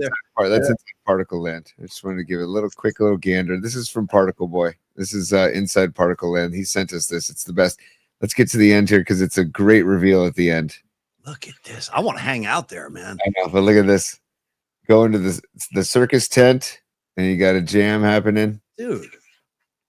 And then, wow, this is beautiful, man. This is a beautiful piece of work. Isn't that great? Particle Land. We love. When did this come in, Tony? Oh God, months ago. I'm sorry it took us so long. This is beautiful stuff. And who sent it in again, T? Patrick Patton is his real name, but we also call him Particle Boy. That is really something, Patrick. Thank you, brother. For real. I really love that. Let's show that again. I want to see that Wednesday. Okay, buddy, bring that back. I will. And Greg, great call. Stinky Badgers, great call. Yes, the mascot should be Particle Boy. So that's great. Paulie, Studs and Duds. Oh, one more time, just to give everybody the logo from Don Peralta. There's our new Studs and Duds logo. I love that Don went with the old school face masks, like the old, like the one I have here, like my Niner helmet. Yeah, it's just got like the Cliff Branch. You know what I mean? Yeah. The Gene Washington, if you want to keep it in a Niner family. That's how, dude. Wide receivers used to roll out on Sunday wearing those things. True story. Like, dude, that's it. I'll credit Tom Tolbert this. Our Bay Area Sports Collective brother, Tom Tolbert, he has said for years, and I totally agree with this. If face masks were just removed from the modern day game, people wouldn't get hurt nearly as much because of the way people just sacrifice themselves by throwing their face, their head into people, right? And if they didn't have any protection on their face, it would be a different game. But I don't think it would be it wouldn't be as, I don't know. People love the big hits, right? So it wouldn't be as popular maybe, but injuries would decrease. That's all. That was Tom's point. So hey, I want to welcome the aspiring botanist to the VIP club. Welcome aboard, dude. All the perks are waiting for you now, botanist. In fact, he's a big music fan too, but that's how he and I bonded. He's a Sam Rafael guy, but his house, he's got all these instruments in his house and everything, and he's very generous with his gear. So again, botanist, now you're on deck, dude. When we give tickets away and stuff, you will qualify to win. So nice. That's kind of what it's all about. And we do. Tony and I feel we've talked about this a lot off the air. Like, we want to take care of you guys and we want to spread stuff around. Like, if we get tickets, we're going to share them. We've done it for Metallica. We've done it for for a couple of movies. We did the Zeppelin thing. We did the Who last night, and we will continue to do that. So thank you, botanist. Great to see you again, bro. Okay, Tony, your studs and duds. Lay them on me, kid. What was the high and what was the low for you? I already talked about this guy, and he's going to be my stud. I feel like Robert Saleh is my stud for the weekend because that was, and there were a couple plays where like, ooh, Warner just got beat, down the middle in that little area right in between the DBs and the linebackers. That pass that Marvin Harrison Jr., excuse me. But all in all, and there's my all in all again, Paulie. Shout out David Gilmour on IMAX. Go ahead, Tony. Totally. I thought the defense played really well, and Robert Saleh, having him back is just a massive, massive, massive addition to this year's team. Yeah. And so he's my stud for this week because Nice. Good choice, dude. Very nice. Good pull. Yeah, get a coach on there. I like it. I mean, he gets me excited, and I don't even hear him speak, but I watched him when he was with the Jets coach, and I was rooting really hard for him because I just am a fan of his, and it didn't work out, but now he's back doing what he does best, and it's so great, and he's getting the most from these players. And now, like I said, it's like this new challenge and this new wrinkle in the season, losing Bosa for the season. Now it's a new challenge for Saleh, a new challenge for the Niner defense, and next man up. And I look forward to see what he does. Saleh started 5 DBs yesterday. I don't know if you noticed. Yeah, which was like a new wrinkle. Yep. Right? He did. He threw a lot of different looks yesterday. That's a great call. He showed Arizona a lot of different looks. Yes, dude. And I couldn't be a bigger fan. And so he's my stud for the week.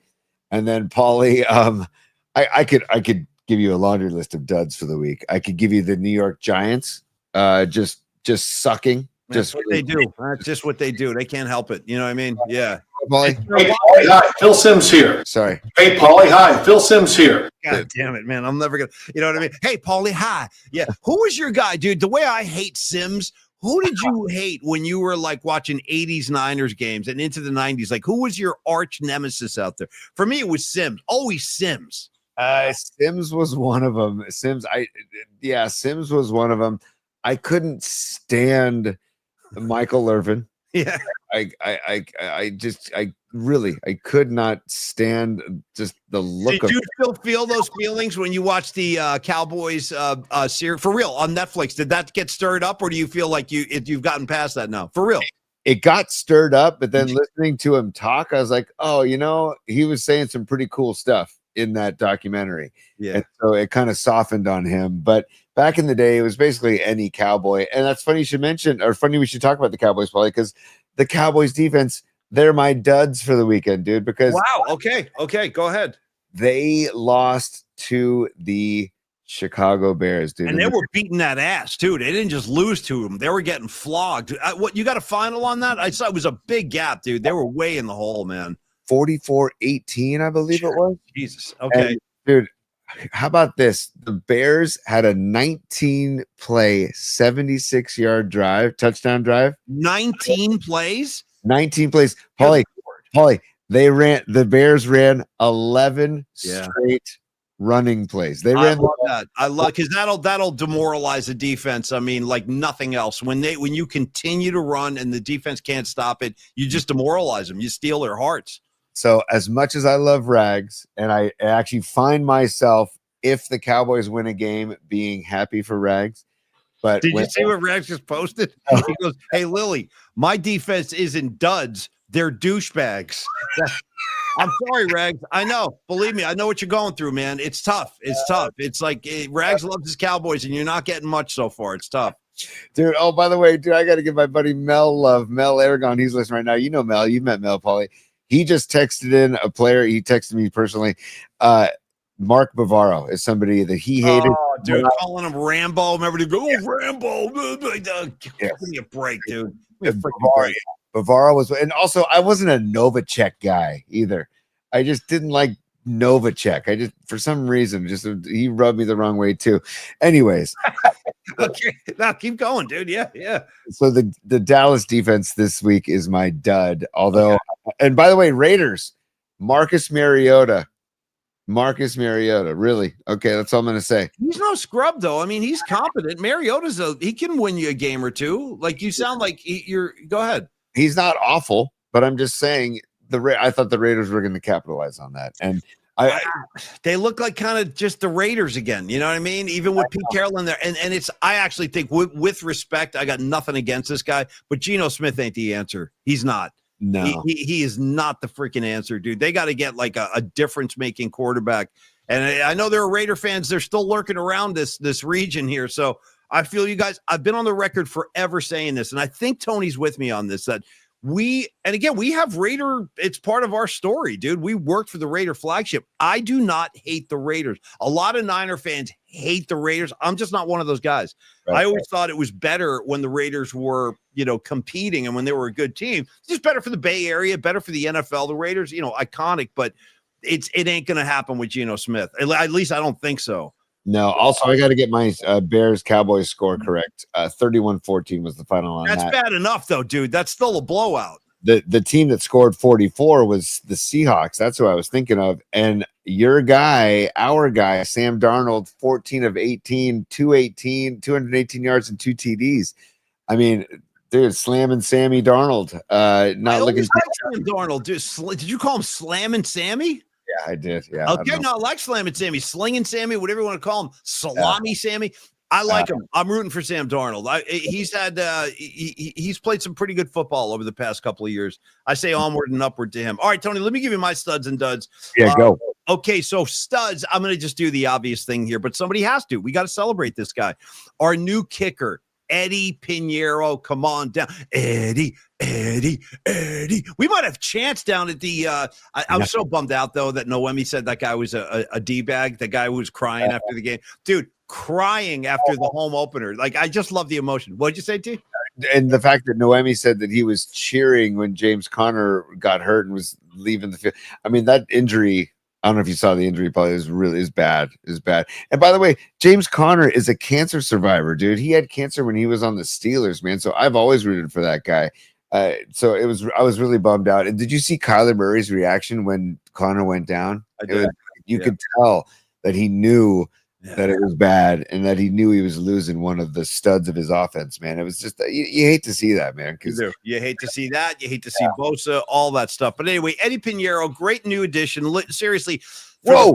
Oh, sorry, Paulie. Your guy that was crying. Noemi just alerted us. Security had to tell that guy to pipe down twice, dude. Twice. He's clearly got other things going on then. I thought I was just taking Noemi. I didn't have the backstory. Thank you for bringing that to the show. And I'm so glad I threw that dude out there and they were like, yep, I saw that guy.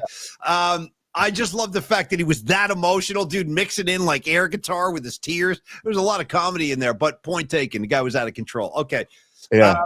But Pinheiro, so here's the thing with Pinheiro. Like, he comes on the field, and I'm still holding my breath a little bit. Makes his first kick. Okay, good. Now we're talking. And we needed him yesterday, dude. We needed the foot of Dinero Pinheiro. Tony, let me give you the numbers. The guy goes 3 for 3. The long on the day was 51 yards. And then don't forget, throw in the extra point he made. So from out of the 16 points the Niners scored yesterday, Steady Eddy Dinero Pinheiro. I got like 4 nicknames in one. Steady Eddy Dinero Pinheiro. It's kind of hard to say. He was good. He contributed 10 of the 16 points we scored yesterday. Think about that. 10 of the 16 points came from his foot. Keep that foot. Dude, when kickers like Pinheiro go home, dude, did they just put their foot up like on some kind of golden pillow, like elevate it while they're watching TV and stuff, or put like some kind of protective sheath around it, like, some kind of velvet hood over the foot just to keep it all toasty and warm? I don't know, but I hope he's doing whatever he's doing. Keep doing it, bro. Keep doing it. You are my stud of the day. Thank you, Eddy Pinheiro, for taking a lot of stress out of our lives, too. I'm going to steer this in a direction that I shouldn't, but I'm going to, Paulie. Good. I want another famous Eddy from you, and I want a song about feet, because I've got both. I got you right now. How about, dude, watch me blow your doors off, and I'm going to give it to you. It's all encompassing. Ready? And you taught me well. This is a result of me hanging out with Tony. You want songs with Eddy and feet? Watch this, Holmes. Eddie Vedder, Footsteps. Boom. Bam. Yeah. Bam. Okay, kid. Okay, I'm very pleased with my performance on that one. As soon as you said it, I'm going Vedder. I'm going Foot. And by the way, I'm a Footsteps head. Yeah. With that track. We saw him play that in Seattle, Footsteps. It was awesome. It is a gorgeous tune. And dude, I won't be home. You know what I'm saying? You can call me. I won't be home. I love that.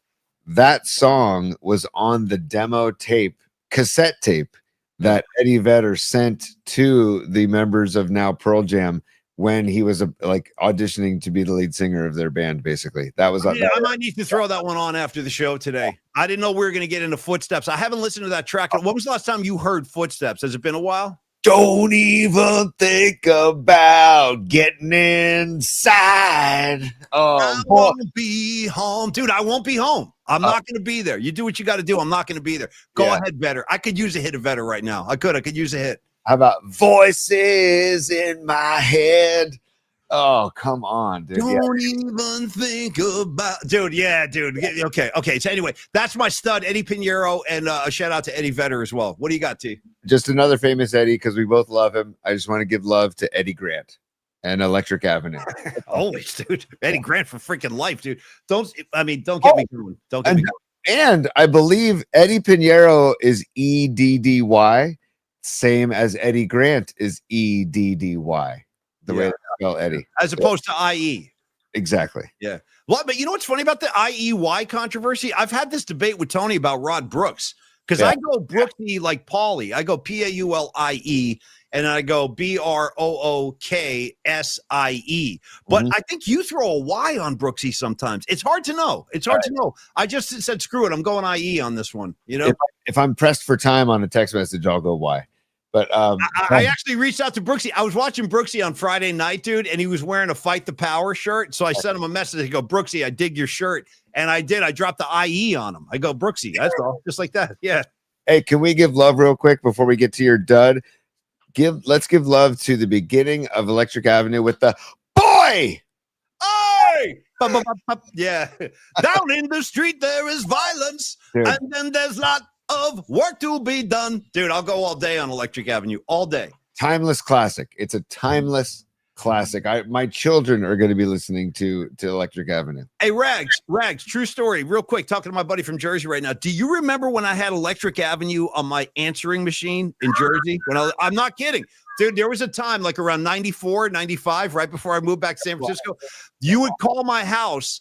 It was an apartment. You would call my apartment. You wouldn't even get, there was no words, just the song Electric Avenue played and then a beep. That was it. That's all you got. Rags, he remembers. Look at him, 1,000%. Yeah. We gonna rock down to, that was what would happen if you called me. No, hey, how's it going? You've reached Paul McGinn. Nothing. Just Eddie Grant and then a beep. Yeah. And we take it higher. Yeah. Go, good Lord. We gotta rock down to, all right, Tony, anyway. And a lot of work to be done, dealing and multiplication, and then you just can't feed everyone. Good God, we gotta rock down. Come on, throw your hands up. I'm all right. I'm just kidding. Maybe make a short out of this. This is fun. I like doing my Eddie Grant tribute. That was cool.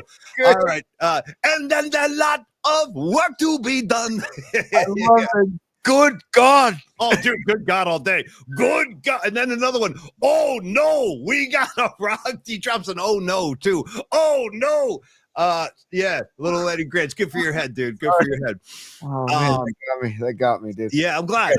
I like seeing you laugh. All right, my dud, dude. My dud is another very obvious low-hanging fruit kind of thing, but it's Nick Bosa's knee injury. Mm-hmm. When I wrote this up this morning, I didn't know he was going to be out for the year. They hadn't made the announcement yet, but I thought he was going to miss a chunk of games at the very least. I didn't expect he'd be gone for the year, but that's the latest. He blew it out. He's out for the year, going to have surgery.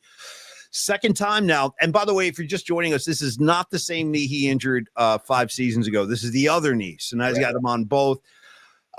And it's just the state of the Niners with these injuries that it never subsides. It just continues to come. Again, like these are Pro Bowl players we're talking about. We're talking about Nick Bosa, George Kittle, Brock Purdy, Brandon Ayuk. It's hard to take when these are like it's literally like your best players. They're all hurt. So my dud is the Bosa knee injury, and now having him gone for the year. It's a real bummer. And like Tony said at the very beginning of the show, the only way around this is keep playing good football and elevate. The other guys are going to have to step up, man. Going to have to step up, T. Well, they've got that vibe. There's a vibe on this team where there's depth. There's the vibe of everybody rising up. Everybody getting. These guys seem to really enjoy playing with each other. Are you getting that vibe by watching? Big time. The vibe on this team is spectacular. These guys, they really do. They behave and act like brothers. You can tell they're very fond of each other. A lot of support out there. Like watching Warner and Winters together, they look like they've been playing together for years. Yeah, it's really fun to watch, man. And this kid Upton Stout, dude. Stout's a baller, dude. I like Stout too. I like his name. I like the way he balls. I just like the name Stout. Oh. Yeah. man, just wow, he's going to be. I think he's going to be something special. He plays with like his pants are on fire. So it's 3-0 with all of this, and Jags coming to the Vi. Hopefully that's another dub. You know what's funny, Tony? Sorry to interrupt you, but Chip Lang just posted something, and we should comment on this. That lost in all this somehow too is Mac Jones hurt his knee yesterday. Yeah. He left the field, came back on with a knee brace, and he was kind of hobbling around. So it's like it is just a really, really disconcerting trend with this 49er organization over the past few seasons. The injuries that they're relentless, man. Mm-hmm. John Joseph, you're right. Michael Williams did step it up once Bosa got hurt. You're right. He did. And Paulie, Purdy was questionable leading up to Sunday, which leads me to believe that he will continue to progress to maybe come back this Sunday against the Jags, which would be ideal with Jones hurt, with his knee hurting. Because behind that, I'm blanking on the guy's name. Is it Adrian Martinez? Yeah. So that he would be the next guy in line, and I don't know much about Adrian Martinez. So I'm hoping that either Jones can battle through that, fight through that, and give Purdy one more week to get well, or Purdy's ready to go. I mean, I have a feeling we might see Purdy this Sunday, and I have nothing behind that other than my own gut and kind of like assessing things. I think it would not shock me at all if Purdy plays next week. On the other hand, if Mac Jones goes again, I have no problem with that. I really don't, because he can hold it down, and I'd rather take the extra week to make sure Brock is okay, if you're asking me, than throw him out too early and he re-aggravates it, and then he's lost for a long period. You know what I'm saying? I want to make sure he's ready when he comes back, so don't rush it. And the Pearsall connection, man, whether it's real. I'm thrilled. You're right. Pearsall's playing great football. Hats off to him, man. That connection. It looks like Mac Jones looks for him. Like when he's looking downfield, he's looking. I get the feeling he's trying to find Pearsall most of the time. And some of his catches are they're no gimme. I mean, he's playing great. The kid's playing great. Freaking Velcro yesterday. Yep. And Mac Jones running the 2-minute offense to win the game. That drive to win the game. That was impressive drive, and he looked very composed. Like he didn't look like a backup quarterback running a 2-minute offense to win the game, is basically what I'm saying. So I again, Paulie, I started out the show by saying this, and I'll say it again. I couldn't be happier as far as the fact that they're 3-0 and they've got all these injuries. So I like it when Tony's happy, and I think most 49er fans are pretty happy, but we all have a little bit of a limp in our stride today because we lose Nick Bosa for the year. It's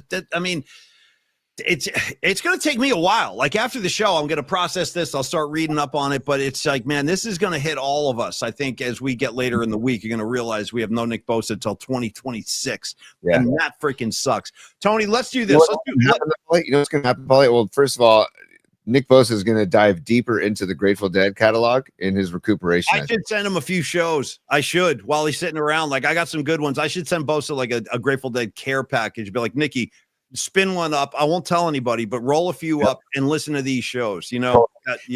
Just send him Europe 72 on vinyl right now. Just send it to the Niners headquarters and say, what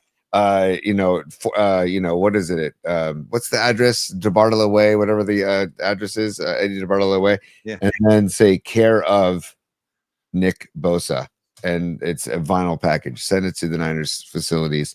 But Paulie, before we get to Long Bridge Pizza, you said you liked when I'm happy, but I prefer happy Tony to dark Tony. Yeah.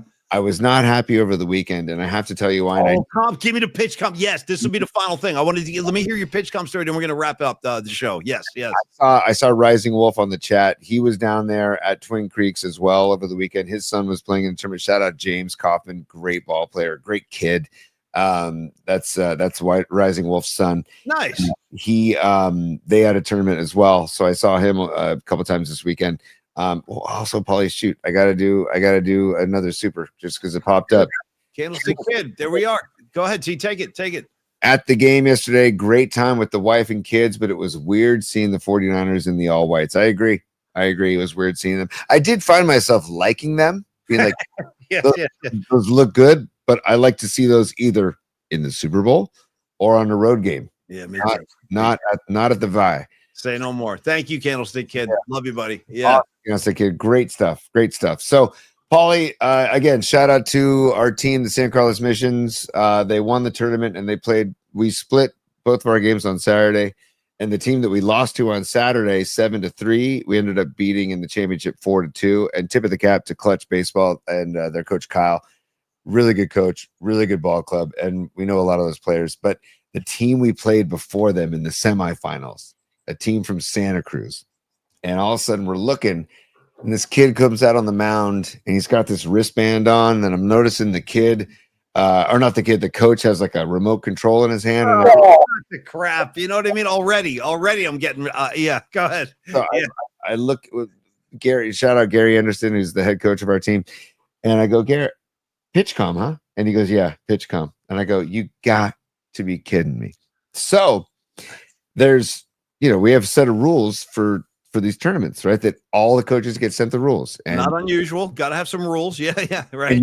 And you really do need to know them because a lot of them come into play because it's tournament ball. It's a different beast, right? And so I noticed, I'm like, wait, they're taking their signs. The kid would be off the mound. He'd look at his wrist, get the pitch sign, and then get on the mound. And I'm talking to Gary, our coach. I go, dude, that's a balk. Like you can't. Nice. Yeah, you got to be on the mound, right? You got to take your signs on the mound. See, Tony knows. Nice. I don't care if it's pitch comm or not. And so, and their coach complained about one of our pitcher taking one of his signs off the mound. But guess what? We do signs the old-fashioned way. We let our kids be kids and have fun giving a sign to the pitcher. Yep. It's actually a nice learning curve for the kids. Eventually, you get to pitch comm, not at 11 years old or 12 years old. Anyways, so and at the time we were losing. We were down 6-0 to this team. We ended up beating them 12-8 or 12. That's what you get. See, that's good. You lay a little ass kicking on them. Show them what's up. Right. Totally. But dude, I went up to the umpire and I said, hey Blue, they're balking. They're constantly balking because they're taking their signs off the mound. Where did this conversation occur? Were you behind the batter's box? Like where on the field was that? In other words, could the other coach hear this conversation? Well, purposely, I started just kind of elevating my voice before I talked to him, saying, "Hey, he's taking his signs off the mound." Nice. So yeah, you want this guy to hear it. Yeah. The other coach, who was wearing a hood in the daytime, nice look. Already right there. And it was probably like 90 degrees down there. Then I got my hood on. Get the F out of here with your hood. You know what I mean? It was a sight to behold. But so what he goes, oh no, there's rules for it now. There's rules for it now. It's in the rules. And so shout out to our one of our team moms who's basically runs admin for our team, Lisa Toda. She is our guy Eli's mom. She always has the rules on hand for our tournaments. And so I go to Lisa. I go, Lisa, can you look up the rule, please? Does it say that pitch comm's allowed to be like you can do this? I'm going to guess no. My guess would be no. Honestly, I don't think that pitch comm is allowed in Little League. I don't think you can do that.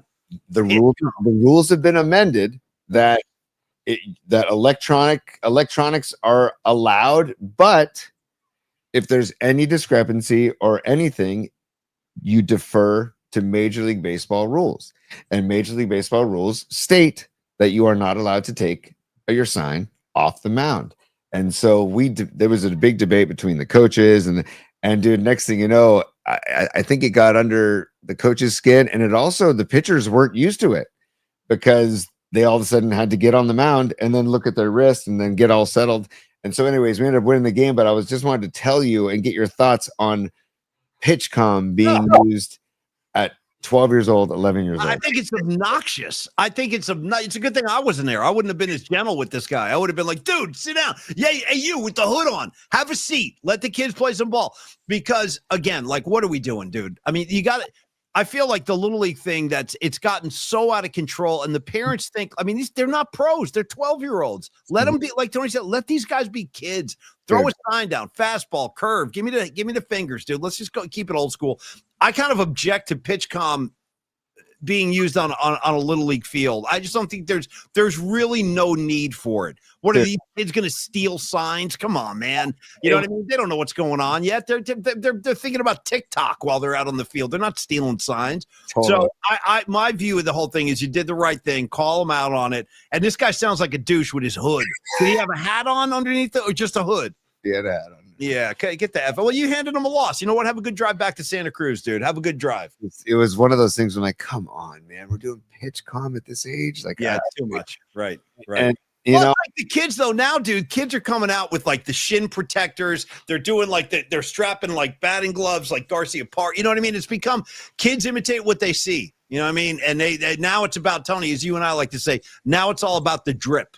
You know what I mean? This kid's dripping so much sauce when he walks up to the batter's box. I don't even know what to do with myself. I'd rather they focus on the fundamentals, but they focus on the drip. You know? Yeah. I mean, you know, and it's interesting because in MLB, the pitchers are not looking at their wrist. They have the receiver in their hat, right? And it's a tone. It's an audio tone that they get. It's not having to look at the wrist. And so it was just an interesting situation. If I had the audio tone in my pitch comm speaker in my helmet, it would sound like wah, wah, wah, wah, wah. That would be my tone. Yeah. All right, with that being said, Tony, let's thank Longbridge Pizza, our great sponsors down on 3rd Street in the Dog Patch, making great pizza, some of the best in San Francisco. By the way, they are closed on Monday. Neil gets to take one day off, for the love of God. He's got his own family. He's got his own kids. He's got his own little league stuff going on. So Neil Dinardi and Longbridge, they go dark on Monday, but for the rest of the week, get on down there. Get down to Longbridge Pizza. Neil brings that South City flavor to his food, to his attitude, to just the overall atmosphere at Longbridge Pizza, because it is a great place to go. Just drop anchor and hang out, have lunch in there, have dinner in there, bring your friends, bring your family. Kids will love it because there are TV screens all over the place. Tony and I love it as adults because you can get a great glass of cold beer while you're having your pizza, or head down there on Wednesdays and enjoy the incredible sandwiches they make too. That's a big part of the Longbridge thing for me now, Tony. It's a big part of the LBP experience. I don't know if I'm going chopped cheese today. I might go chicken parm again. I might get that drunken chicken sandwich that Dom got last time. That was badass. You can also, we're talking all this little league stuff. One of the big questions always is like, all right, where are we going to take the kids after the game? What are we doing this week? Take them on down to Longbridge. They got a back room there with flat screen TVs, and Neil always has the games on. And private parties and events can be housed back there or held back there, accommodating 20 to 25 people. They do deliver. So if you're a city boy or a city girl, shout out City Boy Blues, Motley Crue. Tony, of course, on the Theater of Pain record. Good track. Opens the track. Good. Opens the record. If you're a city boy or a city girl, you can get the pies delivered to you. So just inquire within and place the order. Neil's had the only thing he's ever asked of us. He goes, please let our listeners know that if they're going to order online for delivery, do it on the Longbridge Pizza webpage. That's the only thing, and that's not too much to ask. Just go to longbridgepizza.com, place the order there, and then they'll shoot it out to your house, Tony. We'll take your final words, and then we'll do our lunch break and get ready for Monday Night Football, buddy. What do you got? We love Longbridge Pizza. We love Neil Dinardi, Andrew Markoulis, and everybody there. Andre, Gabino, Steven with the playlist and the social media. Check them out on Instagram. But also, Giants Cardinals this next 3 games, then Giants Rockies, all at Oracle Park. And if you're going to the game, any of those games, go to Longbridge before, or if it's one of the day games, go to Longbridge before or after. And you won't regret it because of like what Paulie said. And I'm also a fan of the beer selection. The beer selection is freaking great. You like your Pliny's and all that, Tony, right? You like your Pliny's? Yeah. Dude, he's got Bear Bottled. He's got Original Pattern. He's got Russian River Brewing Company. I think he has something else, Altamont Brewing. So it's all good stuff. They know what they're doing. And like, remember we said their second slogan besides Vibe Tribe should be, we know what we're doing, right? Because that is a good slogan. That is a good slogan. Stand back. We got this. Yeah, we know what the hell we're doing. Yeah. This ain't our first rodeo, right? Yes, they're and I'm going to the yard tonight, Paul. I'm going to see Verlander play tonight. So I'm excited about that. But Longbridge again closed today because they got to get some rest. And then also Neil Dinardi will be at our school's fall festival this weekend making pizzas. And I'm saying that because, first of all, Neil is a man of the people. Second of all, Neil does private events. if you want to hire Longbridge Pizza and maybe not like call Longbridge Pizza, ask for Neil, and you can hire Longbridge Pizza to do private events or corporate events, or you can do birthday parties or private events at Longbridge Pizza as well. So a multitude of opportunities and options for you through Longbridge Pizza, our first sponsor. And, just I'll never forget the day we got that email. So thank you guys. And, rock and roll. Rock and roll, hoochie coo, Tony. Let's bring in Professor Diamond David Lee Roth. We're going to dismiss the class and send everybody on their way. And we'll do it in an orderly fashion. No running towards the exits. Single file, y'all. Yeah. Come on, real quick, Paulie. Hey, Paulie. Hi. Phil Sims here. Hey, Paulie. Hi. Yeah, that'll haunt me for the rest of my life, but it's all done in good fun. Phil Sims in my ear. Who knew? You know what I mean? Never thought the day would come, but there it is. Yeah. That's the freaking best.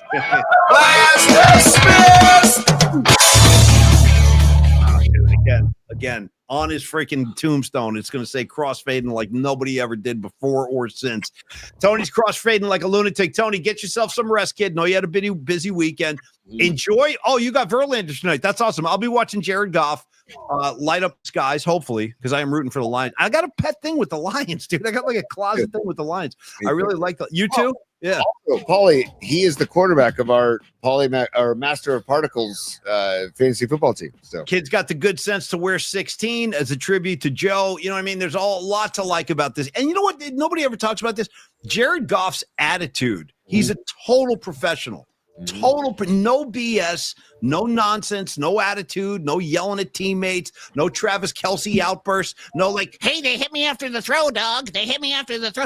He just goes plays football. That's what he does. And I'm rooting for that kid. And he played high school ball like 10 minutes from where I'm sitting right now, right over there at, what's it called? Marin Catholic, right? Yeah, Marin Catholic. What do you got? Last thing, Dom Peralta with a great idea. Our team name needs to change to Stud Nuts. It's you know what yes, I agree. That's Rick Nielsen talking now. This is the lead guitar player at Cheap Trick. He's their primary songwriter. Again, he looked at me and he goes, "Are you cool if I call you Stud Nuts?" And I was like, 100%. Call me Stud Nuts from this day forward. And the other guys in the band didn't. Robin Zander and Tom Peterson called me Paulie, which was a thrill also. I'm like, wow, they know my name. Holy cow. I was kind of I turned into a little bit of a fanboy, Tony. I try to be a pro, but I really love those guys. And I didn't, it never say, yeah, it's Stud Nuts. I'm just not making that up. So also final thing, I will shoot a VIP video for the Who show if anybody wants to watch it. And I'll shoot one for the Cheap Trick thing. They actually do have some pretty funny stories and I'll share those later. Tony will get that video out to the VIP. So that's it. You guys, yes. Sorry, Cron 4 Plus. We're so thankful and proud to be partners with them as well. Our show is on the Cron 4 Plus app, which is available on your smart TV through Roku, Amazon Fire Stick, or Apple TV. Coming to your mobile device soon, but also they will be on the video on demand portion of the app, and every night at 11:30, that day's show will air as well. Or as Mick Jagger says in the spoken word section of Emotional Rescue, tonight and every night, I will be your knight in shining armor. Okay, one last thing, and shout out Jagger for life. Hey, happy birthday, Noemi. Have a wonderful day. You bring a lot of joy and sunshine to this community, and I'm really glad you're part of the scene. So you and Ray have a great night. Tony, you be cool. Go Verlander. And bummer news about Bosa. We'll regroup. We'll be back tomorrow at 11 a.m. and we'll take this thing day by day. Have a great Monday, everybody. Cheers, y'all. See you tomorrow at 11. Peace.